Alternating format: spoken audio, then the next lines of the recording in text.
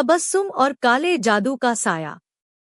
यह कहानी एक सच्ची घटना पर आधारित है। एक समय की बात है, एक बहुत ही अमीर और खानदानी परिवार रहता था। उस परिवार में 7 बहनें थीं, जो अपने माता पिता की बहुत लाडली थी। उन सब में सबसे छोटी बहन, जिसका नाम तबस्सुम था, वह सबसे ज्यादा खूबसूरत और गोरी थी। जैसे जैसे समय बीता, एक एक करके तबस्सुम की सभी बड़ी बहनों की शादी हो गई और वे अपने अपने ससुराल चली गईं।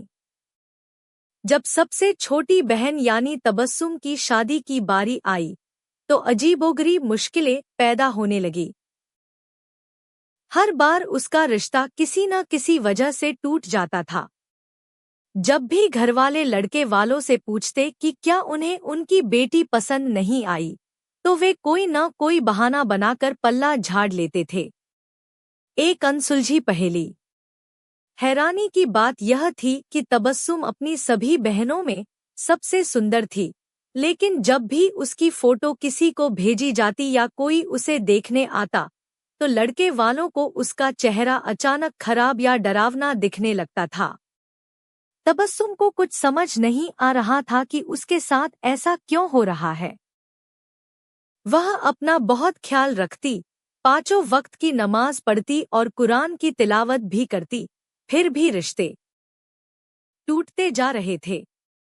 एक दिन तबस्सुम की सबसे बड़ी बहन ने उसे सलाह दी, तुम किसी आलिम फाजिल, विद्वान से मिलकर अपनी परेशानी बताओ, शायद कोई हल निकल आए। सच्चाई का खुलासा। तबस्सुम अपने पिता के साथ एक आलिम साहब के पास गई। जब उन्होंने तबस्सुम का हाल देखा और फाल निकाला, तो एक भयानक सच सामने आया। आलिम साहब ने बताया कि तबस्सुम के पीछे एक भयानक और दुष्ट जिन्न पड़ा हुआ है, जो उसकी शादी नहीं होने देना चाहता। किसी औरत ने, जो तबस्सुम से बहुत जलती थी, उस पर यह काला जादू करवाया था और जिन्न को उसके पीछे लगा दिया था। तबस्सुम के पिता ने घबराकर पूछा, हज़रत, अब इसका हल क्या है? आलिम साहब ने फरमाया, इस काले जादू का काट करना पड़ेगा। जिन्न से छुटकारा। अगले ही दिन आलिम साहब ने अपना काम शुरू किया। उन्होंने तबस्सुम और उसकी अम्मी को बुलाकर दुआएं और पढ़ाई शुरू की। अचानक तबस्सुम बेहोश हो गई और उसके मुंह से उस जिन्न की भारी आवाज आने लगी। जिन्न ने चिल्लाकर कहा, हाँ, मैंने इस लड़की के जिस्म पर कब्जा किया है। मुझे काला जादू करके इस पर भेजा गया है ताकि मैं इसकी शादी न होने दूं। जब भी इसकी फोटो किसी के घर जाती है, मैं इसका चेहरा बिगाड़ देता हूँ, और जब कोई देखने आता है, तो इसका चेहरा भयानक कर देता हूँ, ताकि रिश्ता टूट जाए। आलिम साहब ने जिन्न को उसे छोड़ने का हुक्म दिया, लेकिन वह जिद करने लगा।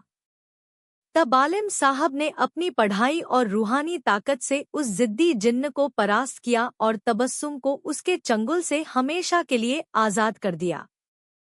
सुखद अंत। जिन्न के जाने के कुछ समय बाद तबस्सुम के लिए एक नया रिश्ता आया। इस बार लड़के वालों को वह पहली नजर में ही बहुत पसंद आ गई। जल्द ही तबस्सुम का निकाह हो गया और वह अपने घर में खुशहाल रहने लगी।